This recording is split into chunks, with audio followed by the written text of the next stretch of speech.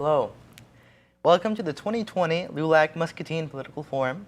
My name is Daniel Salazar and I will be your host for this evening. LULAC stands for League of United Latin American Citizens and is one of the oldest organizations in the country.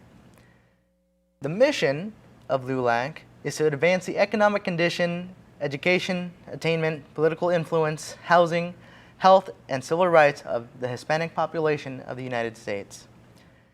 Tonight, we're joined by Democratic candidate Kelcey Brackett, running for the Iowa House District 91.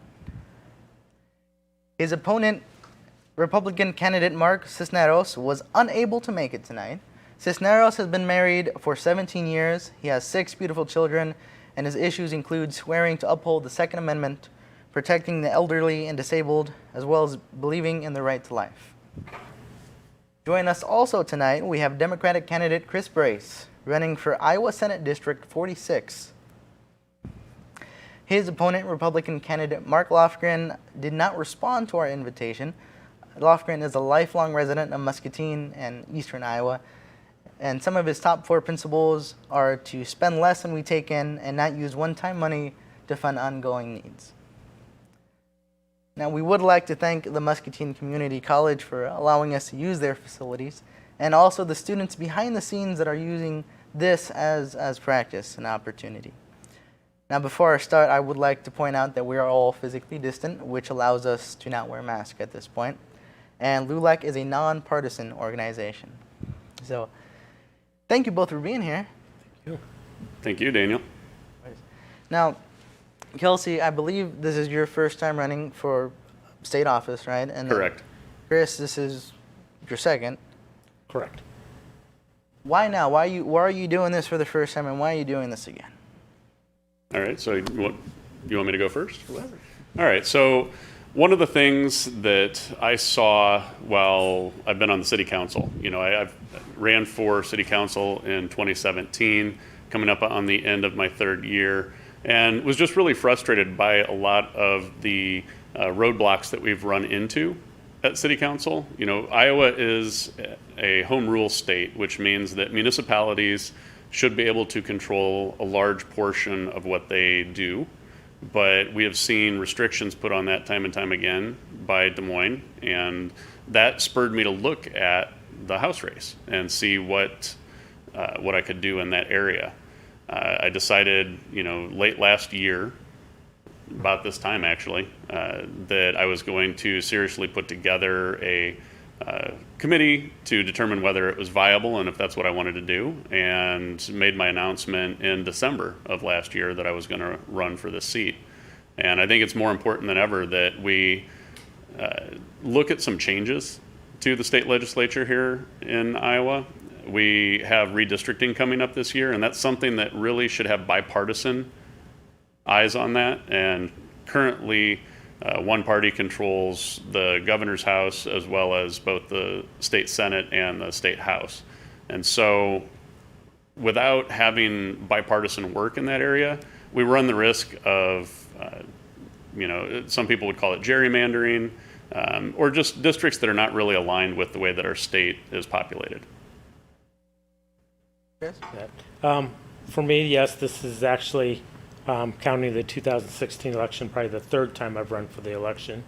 I lost in 16. I'm running because I've had a lot of people come and just visit with me and talk to me about they didn't feel like they're getting the representation they want. They're not being heard as the people. And they've encouraged me to run again.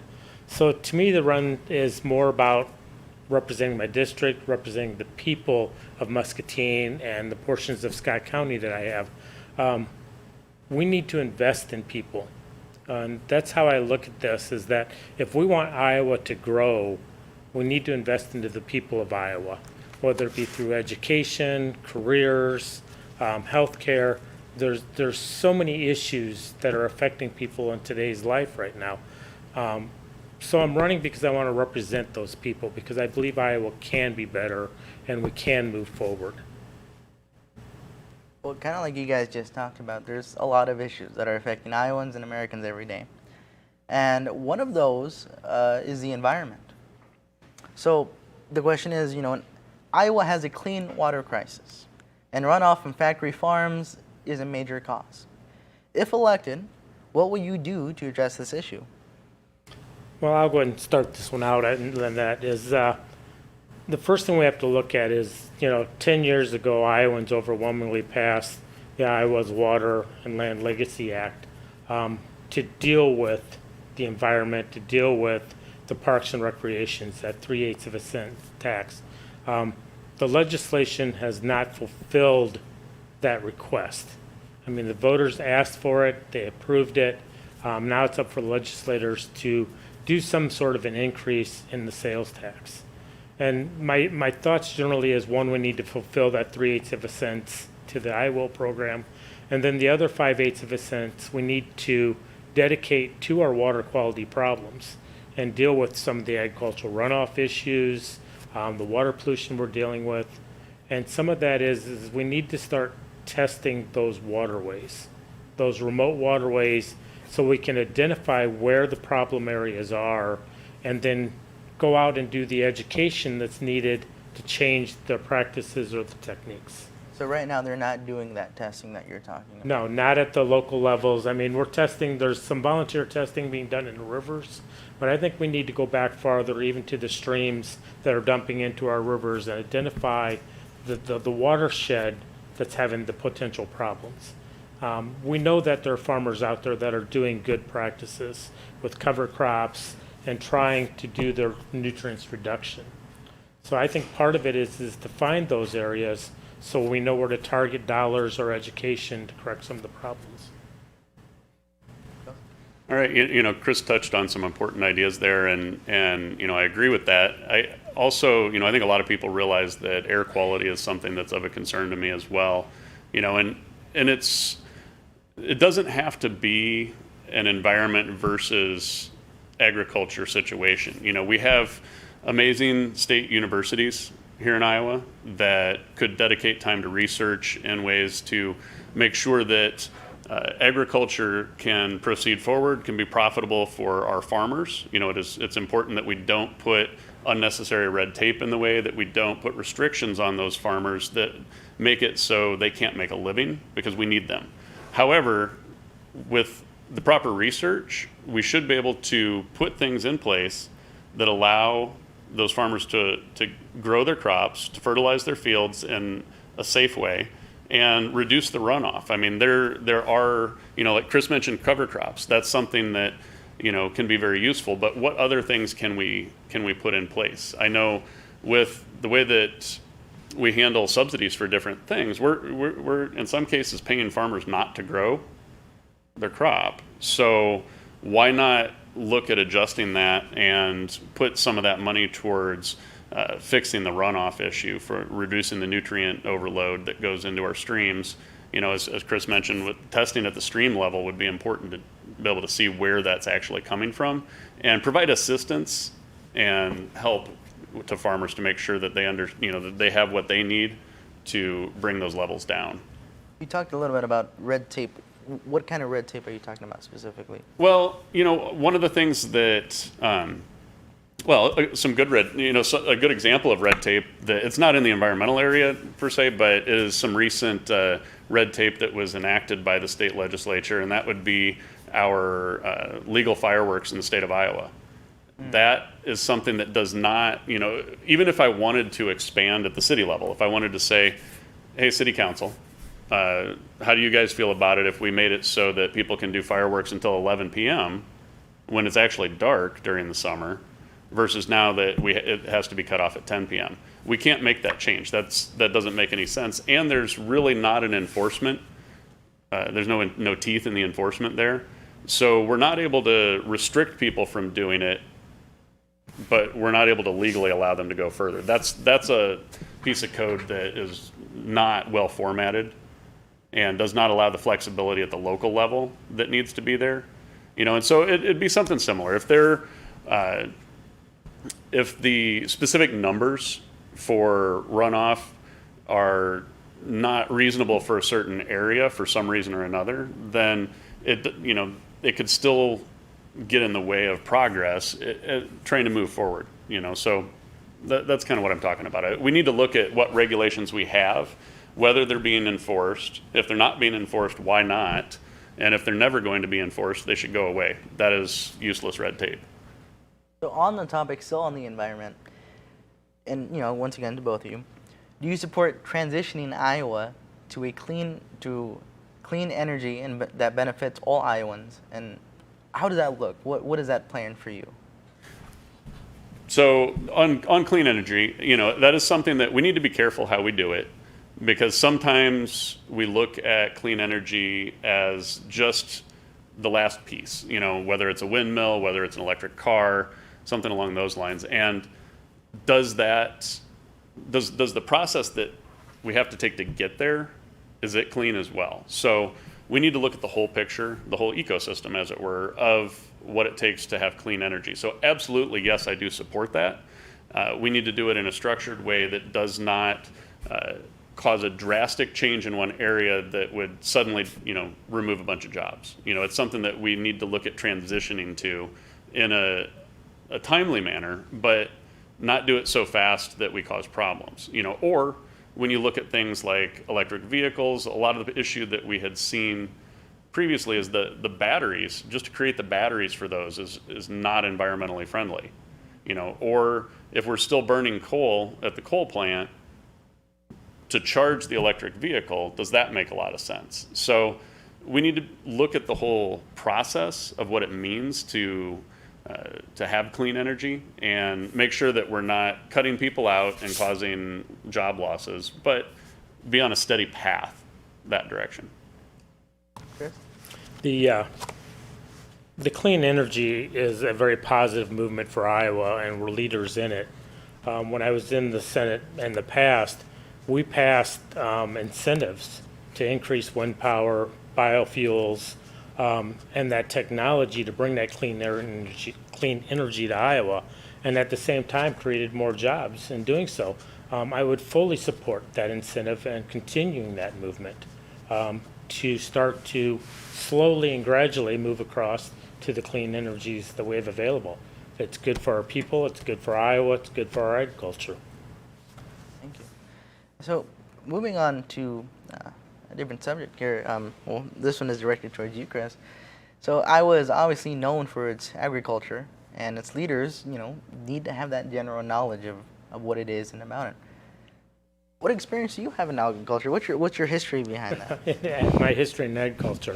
It's been a long time. As a youth growing up, I was actually born and raised and worked on a hog farm up in rural Scott County. Spent my first 20 years of my life working on the farm.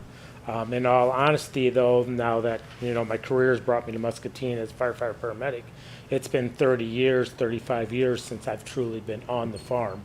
My brother is still farming the family property up in Scott County, so I still have some ties in there. Farmers and the agriculture of Iowa, they do care about the environment, but they also have a business to run. There's lots of things that we consider looking at doing, whether it's buffer strips, water quality, other areas to think outside of the box to look at it, even with the environment, is to look into our ditches, our county roads. How much agricultural property drains off into those ditches before it gets to the streams? And are we doing the best practices there? Can we put in buffer strips in those ditches to start eating up those nutrients before they get to the streams? That's some of the out-of-the-box thinking. Farmers are doing a lot of testing. They're being a lot more precise with their fertilizer usage. The last thing they want to do is apply a fertilizer that's going to run off the property, that's throwing money away. Right. So they're a lot more conscious about it. When I was in the Senate, I served on the Agricultural Committee, and one of the things we learned was what they called the nitrogen cycle, and the amount of nitrogen that is actually produced over the fall and the winter through the natural process of the breakdown of the stocks and the nutrients that's already there. And that's why cover crops have become so important, is we start using that nutrients. So my background with agriculture has been a long time ago, but I have some very strong interest in it yet. I guess is the best way of looking at it. No, so, would you say you have a greater appreciation and understanding of what goes into it? People who live in the city they live in the city. They don't typically have, work on the farm. So, wonderful. Thank you. Kelcey, focusing more on you, as I understand it, you were in the United States Army, right? Correct. So tell me about your experience. Tell me about your time, and because I know in one of your ads you talk about what you've learned there about this "don't give up" mentality. So. Absolutely. I actually want to answer Chris's sure. question first, though. 'Cause my first job, the first job I ever had, was in agriculture, and that was detasseling when I was 14 years old. Oh, wow. And that was quite an experience. It didn't discourage me from being involved again, because I did it the second year as well. But once I turned 16, I promptly got a different job because that was hard work and seasonal. So it did give me an appreciation, though, for what folks working in agriculture have to do, and how it really is hard, backbreaking work a lot of times. And that's something that we need to keep in mind. Now, my experience with the Army, I decided while I was in high school that I wanted to join the U.S. Army. So I actually left the night that I graduated high school. I guess technically it would have been the next day, but for me, I was still awake, so it was the same day. Left for basic about 3 a.m. the next morning, and that it was another eye-opening experience, and gave me the ability to, or I should say, forced me to learn the ability to go past what I thought were my limits previously. When you're in basic training, you don't really get a choice on a lot of things. If you actively make the choice to stop, you're probably done. And it was where I learned that both physically and mentally, I had the ability to go beyond what I thought were my limits. And it was, and it stuck with me. It was, I actually enjoyed it. I know a lot of people complain about basic training, but and they get mad at the recruiters. But I never had that feeling. Unfortunately, shortly after basic training and AIT is basically your skilled job training. Shortly after that, I was injured during I received a training injury during a training exercise, and had severe problems with my back. I actually was unable to walk for a short period of time because the damage was extensive, and recovering from that and getting to the point where I am today, also taught me perseverance and the ability to push forward even when things are tough. Do you still deal with that today, that injury at all? Yeah, absolutely. It's something that, the weather changes a little bit, or I sleep in the wrong position, I'll wake up in excruciating pain. Sitting for long periods of time can do that as well. It's one of those things that, I've learned to live with it, and it's kind of ever present in the background, but it reminds me that, I'm still alive. So. Well, going off of that, you talked about, you sit a lot, and this eventually can be for both of you, but for you specifically, I know you have a small business, right? Correct? You used to. I had a small business. I used to own Brackett Systems, which was a small IT consulting company here in Muscatine. And what we did was we helped other small businesses do their jobs. So, what brought me to Muscatine in the first place was a job with a local internet provider. And after that, that changed hands here in town. And so I went out on my own and started working for other small businesses in that capacity. And, and that taught me a lot about the struggles that small business go through here in our community, as well as in this part of the state, because I had clients, from here to the Quad Cities, Iowa City, kind of in this eastern Iowa area, as well as some up in Cedar Rapids. And so during that time, it was, something where I got to see how an accounting business operates. I got to see how, small doctors' offices operated. And, ag businesses, there's some of the seed companies in our area here I did a lot of work with, which really, that work then brought me to the understanding of how critical it is that we actually move forward with rural broadband expansion. And I think that a lot of people as well would see the recent issues with coronavirus and having to do all this work remotely. Everybody's getting a little bit tired of Zoom meetings, I'm sure, but at the same time, they enable us to get together and have meetings without being in the same room. Students trying to attend their classes need access to high-speed internet. And it's not a luxury anymore. It is more of a utility at this point. And it's something that we've waited far too long on. We need to push that forward and actually get it done at this point to be able to strengthen our agricultural businesses in the state, as well as especially like small family farms that are trying to come up and don't have the resources that the large corporations do. So we need to put that infrastructure in place for them. Now, I'll let Chris go first, but the question here still on businesses is, if elected, what will you do to support the recovery and promote business growth, after we've had COVID-19 hit? There's obviously the COVID and the shutdown that Iowa had devastated our small businesses. It's going to hurt the state revenue on top of all of that. So we have to, as a society, accept that we have a pandemic to deal with. And the best way to deal with that currently is the use of face masks to slow down and reduce the spread. We cannot afford, small businesses cannot afford another shutdown. So we need to, one, lead by example. We need to monitor our rates. If need be, there may be a time where it needs to be mandated to masks in public. And people have to understand we do this because we don't want to shut down businesses. And we encourage that because we can't afford to shut them down. And that's where I think Iowa needs the leadership. They need to go in there and say, when we've had a disaster strike Iowa, whether it be the tornadoes in Iowa or the severe winds we just went through, we saw a community come together and pitching in for neighbor and helping out. This pandemic and this COVID is the same. We need to come together to benefit everybody. The difference is we don't see this threat. We don't physically see the threat. And that's why I think people don't understand the importance of the face mask.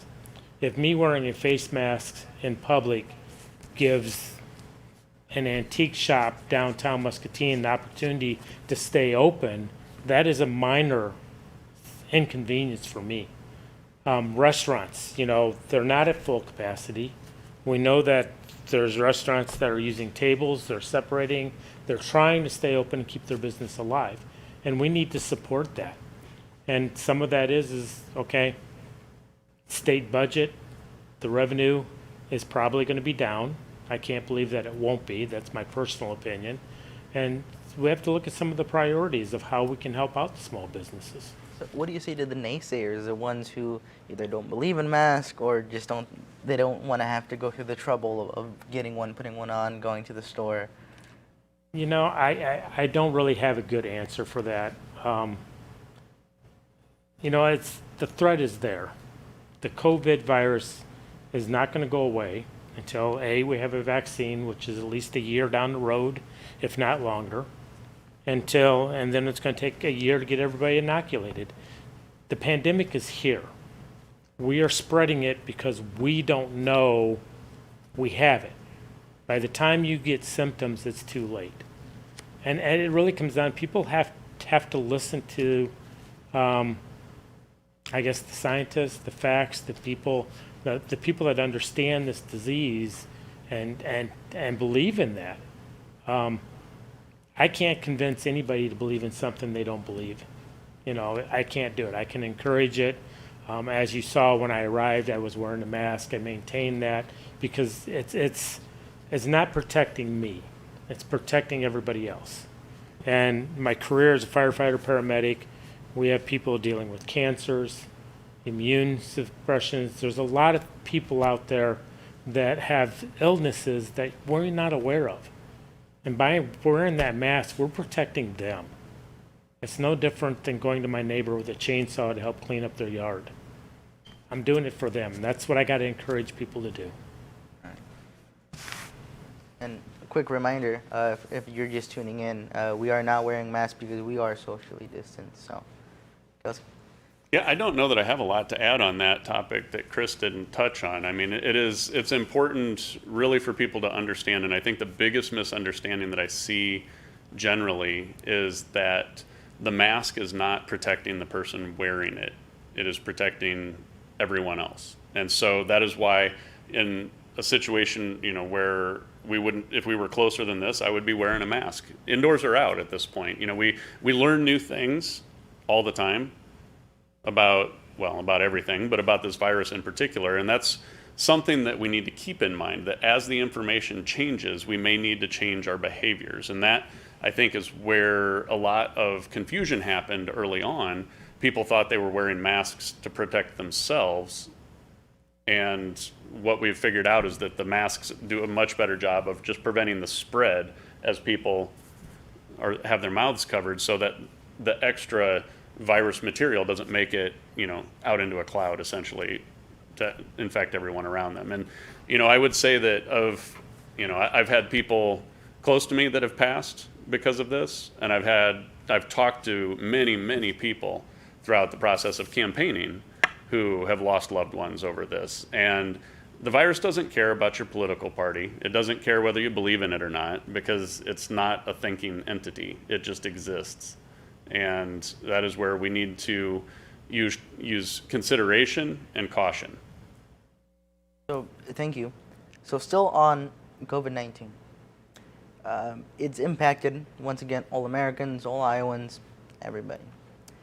But especially in Iowa, it's impacted the meatpacking workers. So the question is, would you support legislation that would guarantee the rights and protections of all Iowa workers, and how does that look like to you? Why? Well, I can answer the first part very short, yes.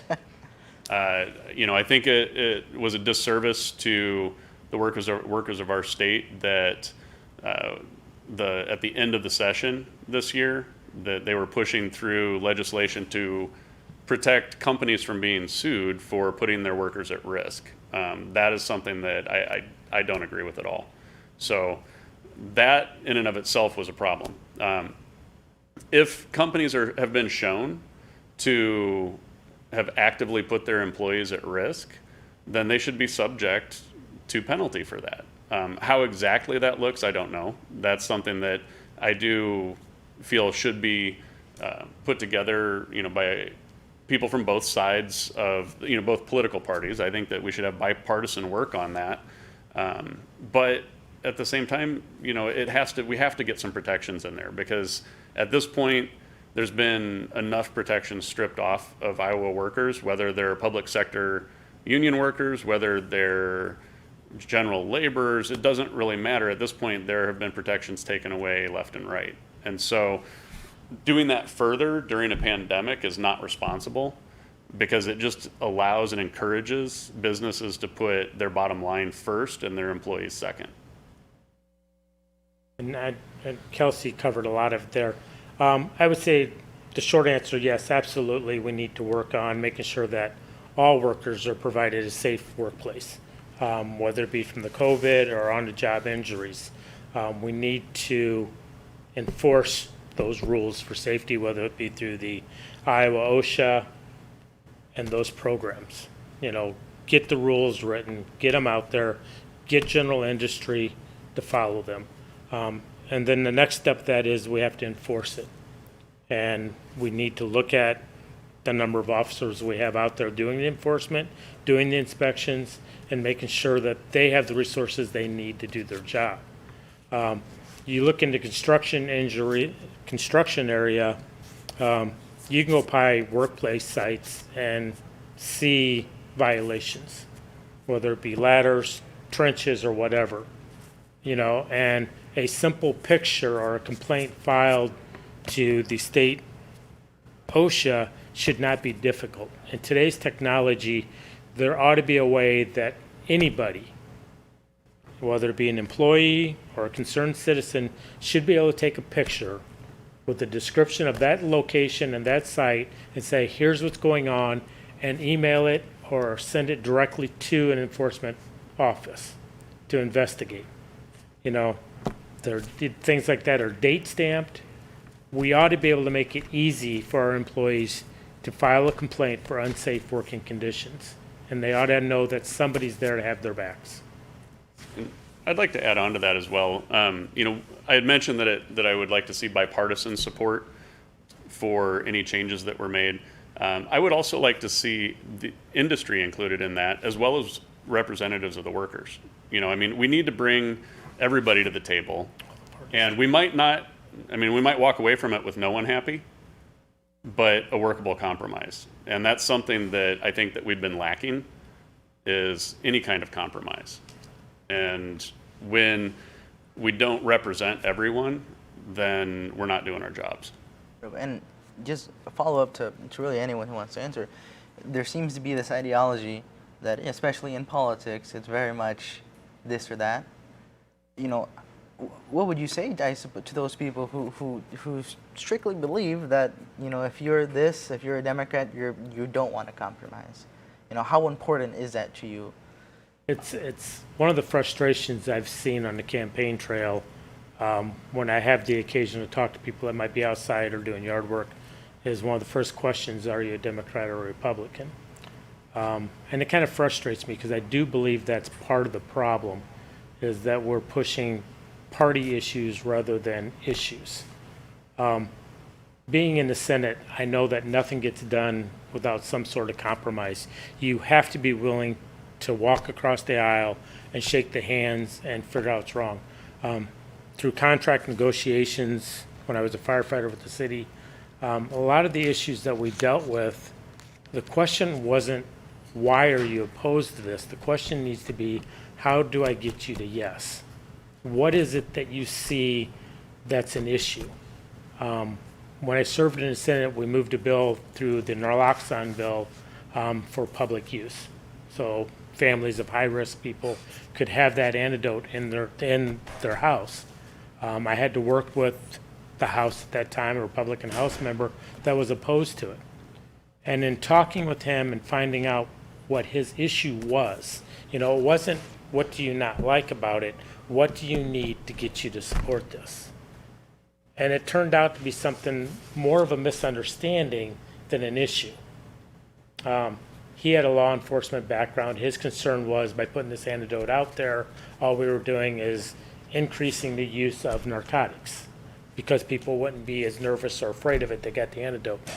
Where from my side of it, it wasn't about that. It was about saving someone's life or keeping them breathing long enough for EMS to get there. It was about giving them that opportunity to fix their life, to change.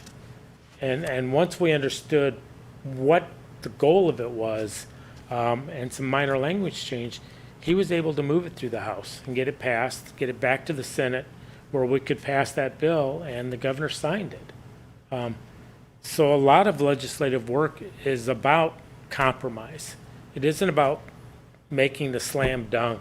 It's about working as a team to make the basket of getting where you need to be, getting that step in the right direction.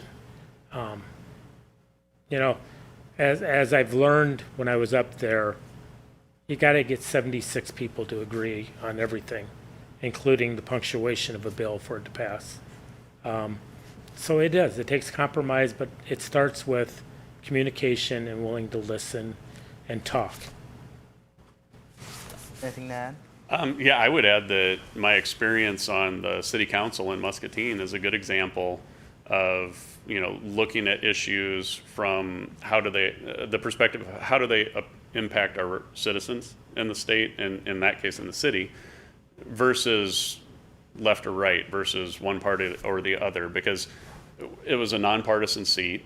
It was something where the city council even now is still made up of a very diverse group of people as far as their backgrounds and their belief systems go, and it's something where we have to work together to come up with a solution that works, that provides the best options for the most people, and that is something where some of the best legislation that we've had in the state, is legislation that has been put through with bipartisan efforts. And that is something that, we need to get back to. We've gotten too far away from that.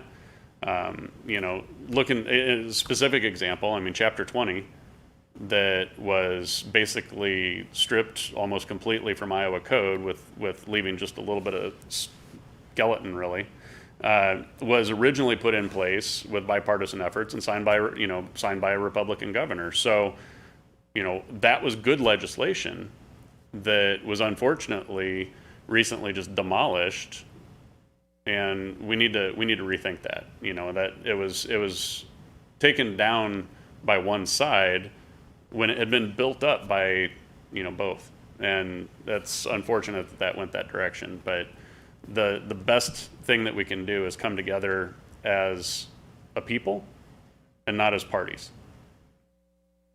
So, moving on, but still on that topic of people, the next topic is going to be on social and racial justice. So in America, we have seen months of civil unrest in protest because of racial and civil injustice. Here, brown and black Iowans are disproportionately arrested for low-level crimes such as possession of marijuana that could potentially ruin their lives.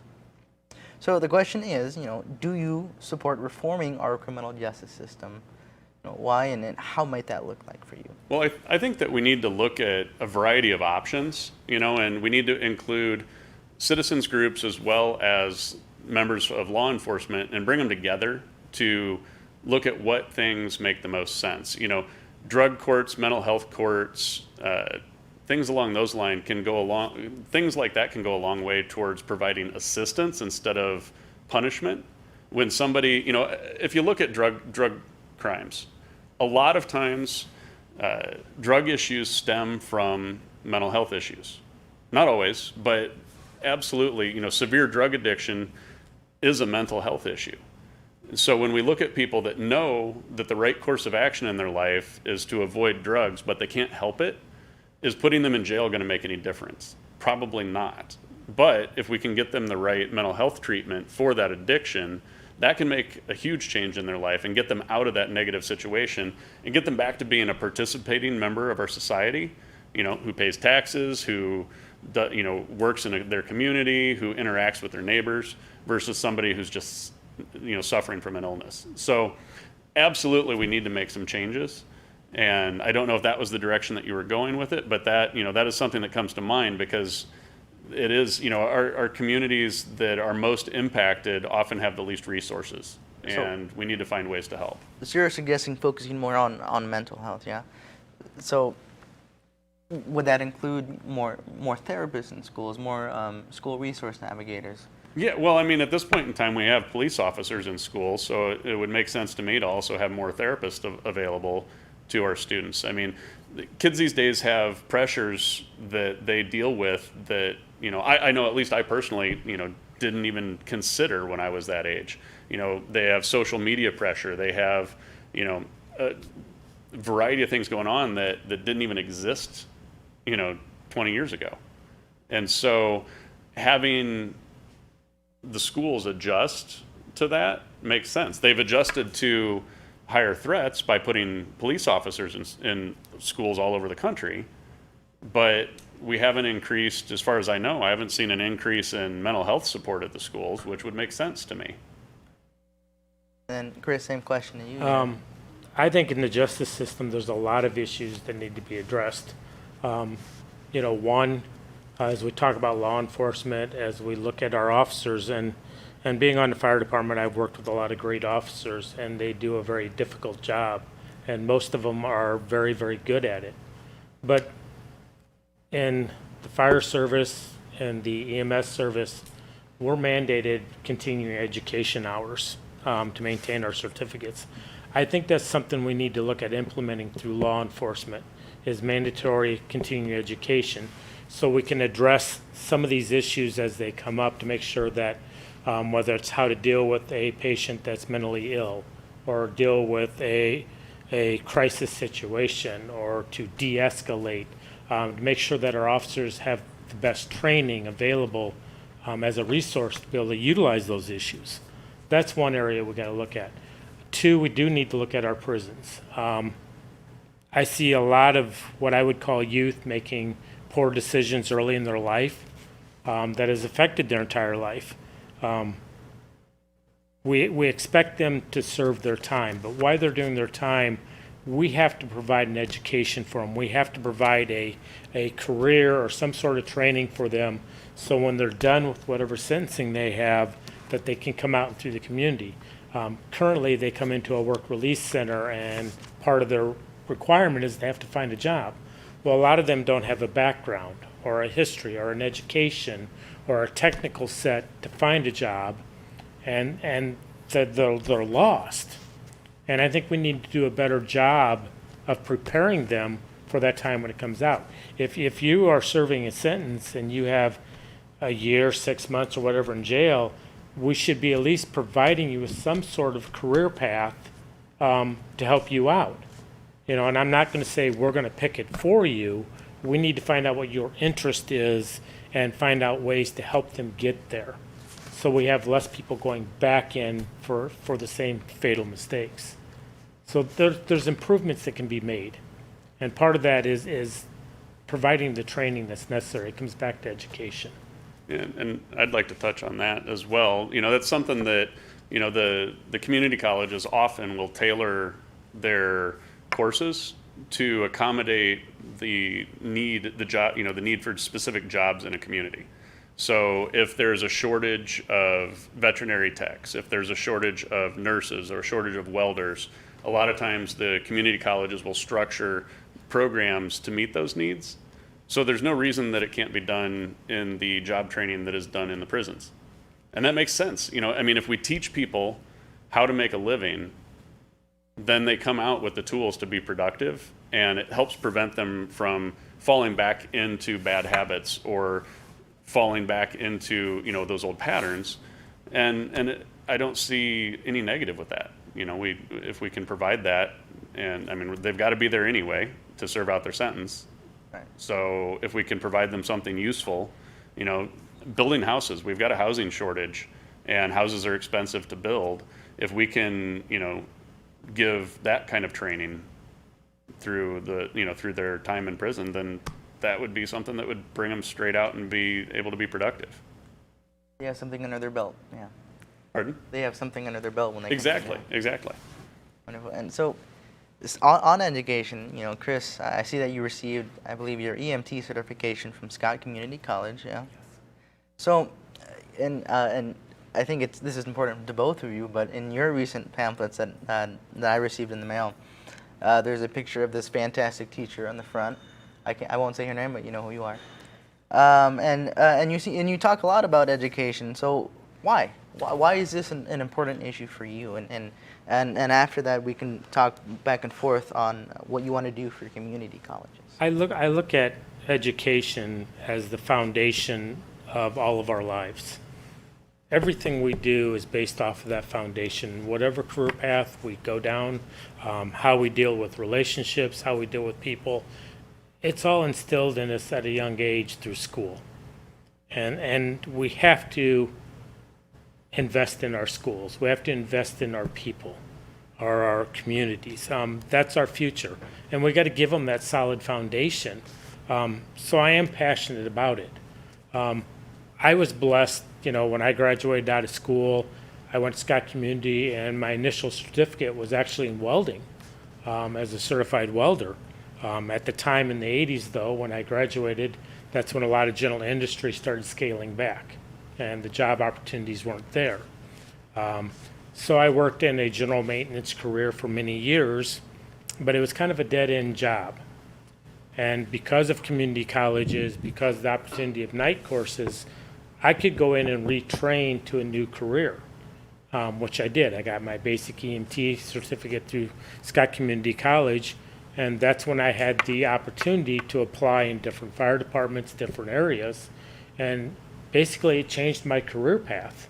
And it gave me a career where I could spend 29 years of a blessed career, good and bad, but I was able to raise my family, provide for them, and have a retirement that I've been blessed with.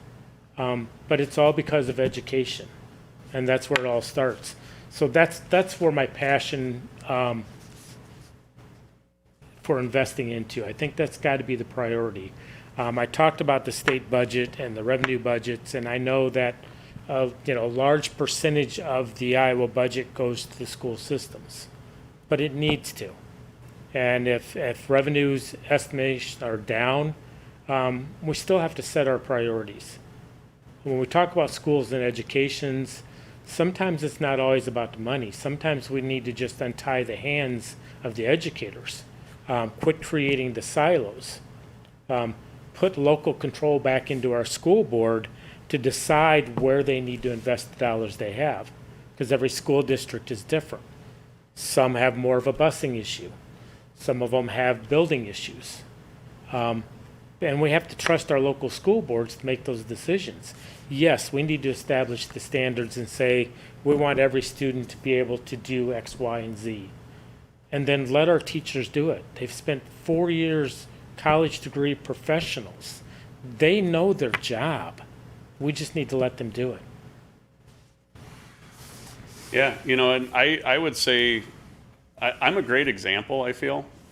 I've talked on this before, of the value of an Iowa K-12 public school education as it was before class sizes got so large and before budgets were cut. I all but 1 year of that, 13 years of school, I did in Iowa public schools.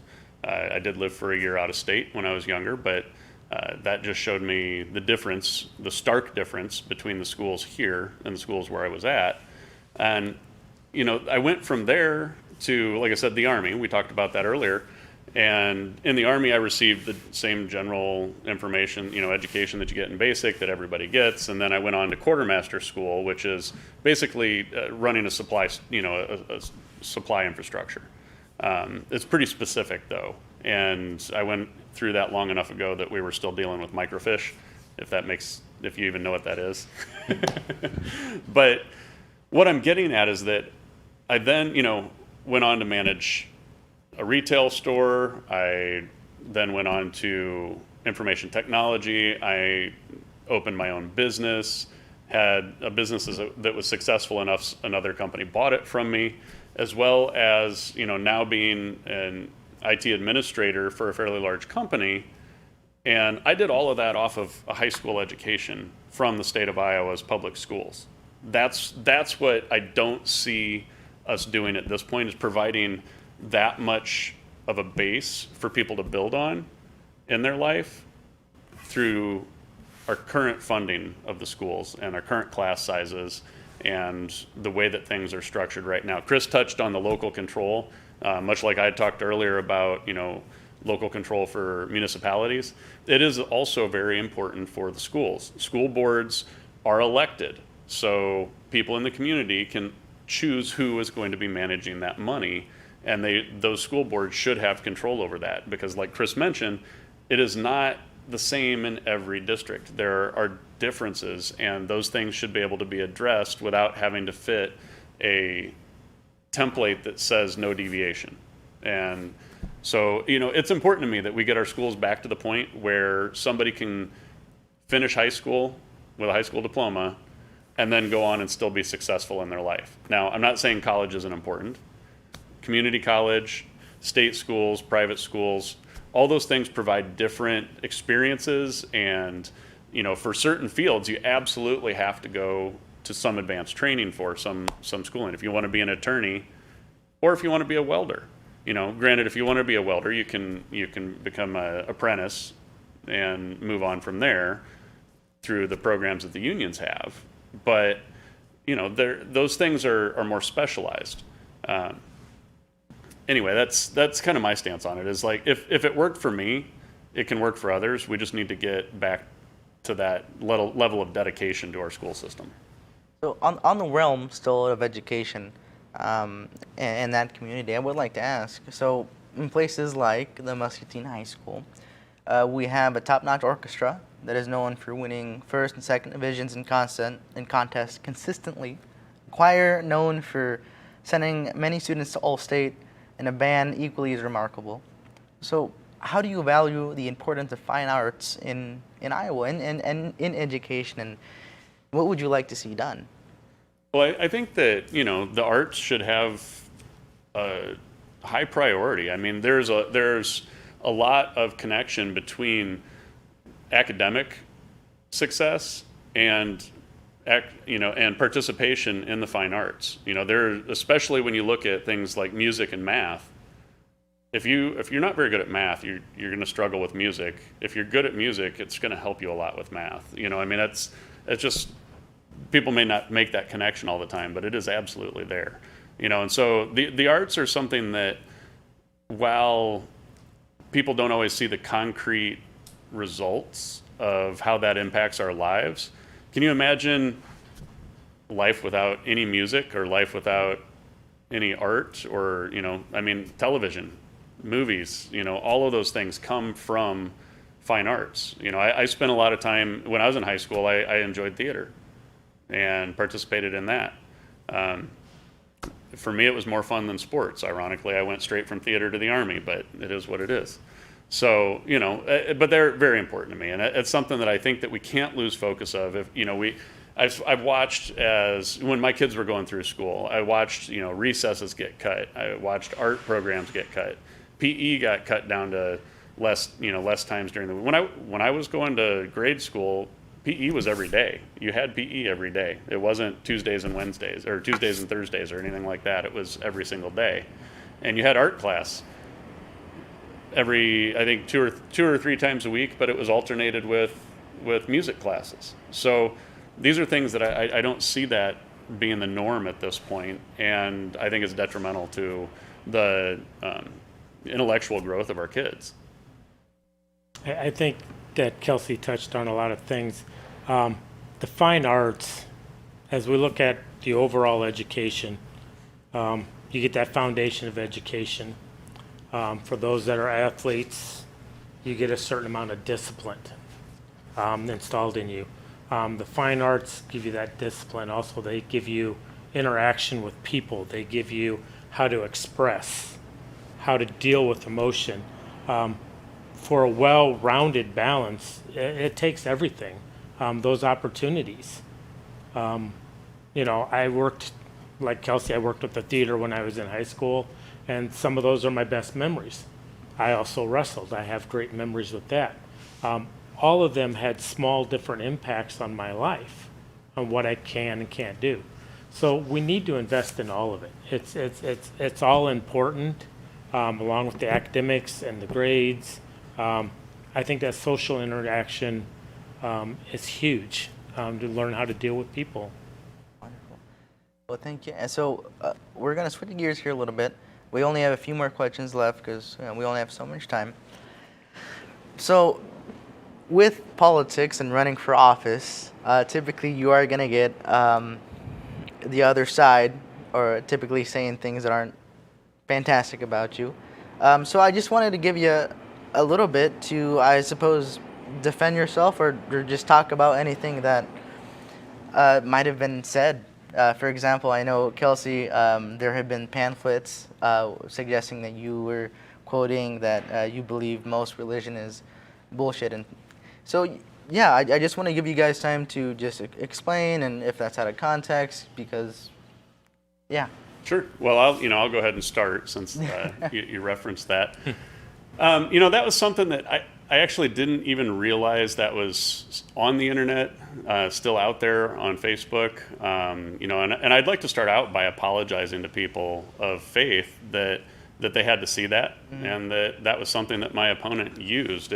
It came from an unfortunate interaction with somebody that, to be blunt, had been harassing and stalking me for some time. There was a lot of private interactions that were through other means that people didn't see.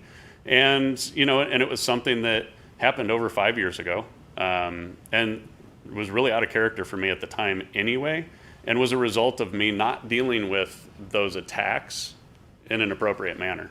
And so, while it's out of context, the way that it's, my opponent used it, I don't deny that it existed. I don't deny that I said that. But I want people to know that it was coming from a place of being attacked in a way that was, not normal. Just, it was outside the norm. And, and I lashed out. And I just frankly apologize for that. It was, was unfortunate. I would like to express, let people know that, my background, I grew up going to church, and I grew up being taught to have respect for everybody's beliefs. And that is very much how I feel. I mean, our our country was founded on diversity and getting away from a church-run or a government-run church. The government should stay out of religion, and that's really the way that I feel about that.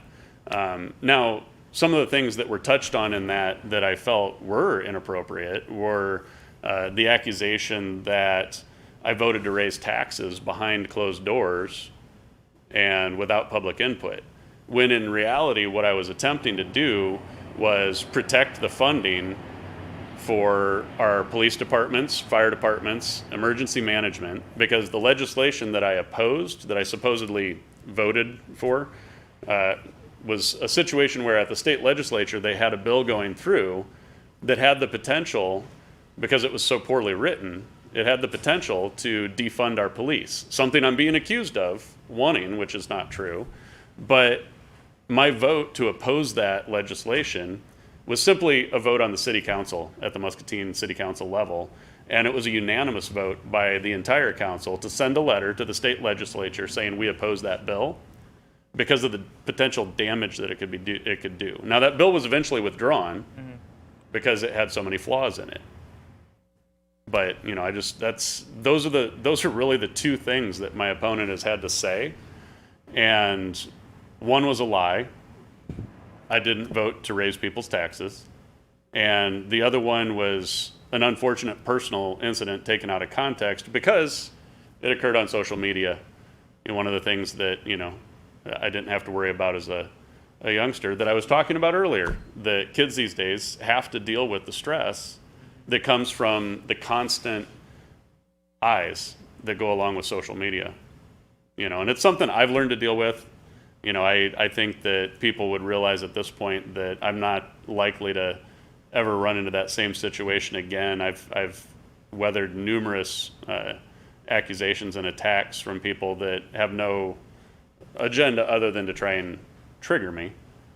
So, that's kind of where the advertising I've seen that he's put out, and just the general lumping in with, coastal ideals. And Chris, anything you'd like? I think what I would encourage is people to, if they have questions, track me down, get a hold of me, talk to me, get to know me as a person. There's flaws in my life. There's flaws in everybody's life, so I'm not going to worry about that. But I believe in people, and I believe in helping people. I was raised on a farm where, we learned to work with our neighbors. We learned to help one another. And I was taught early on, you got to respect people enough to listen, but you got to care enough to help. And that's kind of guided me through my life, through my career. I believe in people. I believe in Iowa. And I guess, if there's stuff out there people are concerned about or they have questions about, would be to contact me directly, get it firsthand, whether it be through, just talk to me directly. I mean, with social media, with advertisements, with everything out there, there's so much being said. Go through that confusion, go to the source. My contact information is all over there if you look for it. And that's what I tell people to do is get to know the candidates, get to know them personally, and make your own solid decisions on where to go. Now, just briefly, again, and after this, we'll move on to your closing statements. The question here involves the LGBTQ plus community, and the question is, what will you do to help the LGBTQ plus community in Iowa? How has your understanding of it changed over the years as you are today? It goes either way. Okay. Basically, we need to make sure that, much with any minority group, we need to make sure that there are not barriers put in place that don't exist for others simply because of what makes up that minority group. I don't see a difference between, people that identify with LGBTQ plus and people that don't identify with that. I mean, they are just people. So we need to make sure that there are not ways that we're restricting their ability to exercise, for the pursuit of life, liberty, and happiness. So, I mean, they should have just as much access to freedom as the rest of us. There shouldn't be a difference there. And we need to make sure that people can't be discriminated against simply because of who they are. That does not make sense. So we need to uphold any protections and make sure that if there are other protections that need to be created, we need to look at that and make sure that it's feasible, that it makes sense, and we need to include those voices in those decisions. Kelcey did a great job of summing that up as far as I'm concerned. It is about discrimination. It's about minorities, and we should not have any of that. I mean, they should have every right that any individual has. People are people. It doesn't matter what their ethnic background is, what their sexual preference is. That's all irrelevant. They're people. My career as a paramedic, as a firefighter, none of what we do in that career has anything to do with where you're from, what you choose to do. It's about people.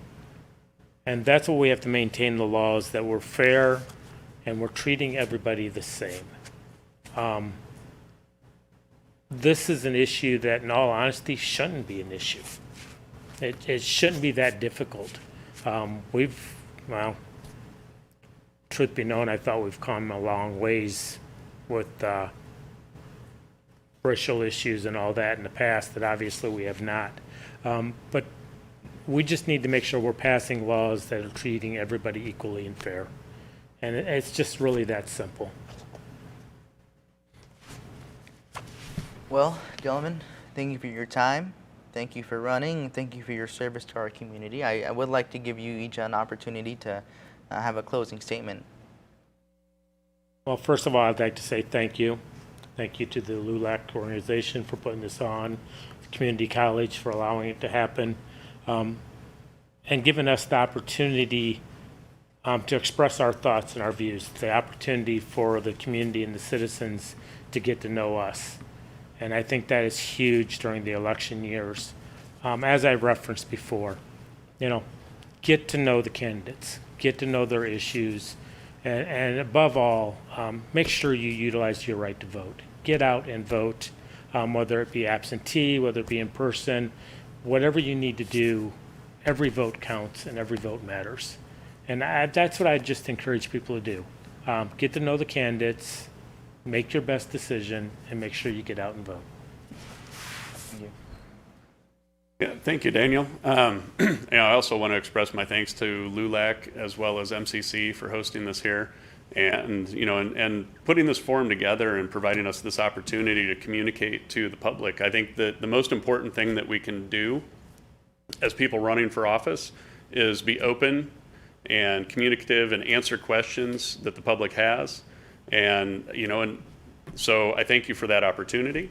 I welcome questions from people. I welcome interactions of differing opinions, and I very much encourage people, reach out to me. You can get a hold of me through Facebook. You can get a hold of me through my website, which is kelseybrackett.org, and on there's other ways to reach out as well. And so I find that, the best way to find out where somebody actually stands on an issue versus just reading generalizations that have been put out there is to talk to them and find out.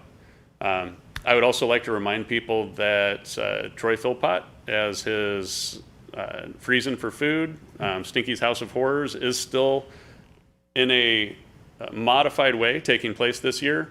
And starting on the 24th of this month, you can go through there and bring your canned goods, because we're still trying to get as much food raised as possible for local food banks, and it's still going to be a good time. He's got a lot of things set up, and he got creative, and it's Halloween related, so wear your masks, right?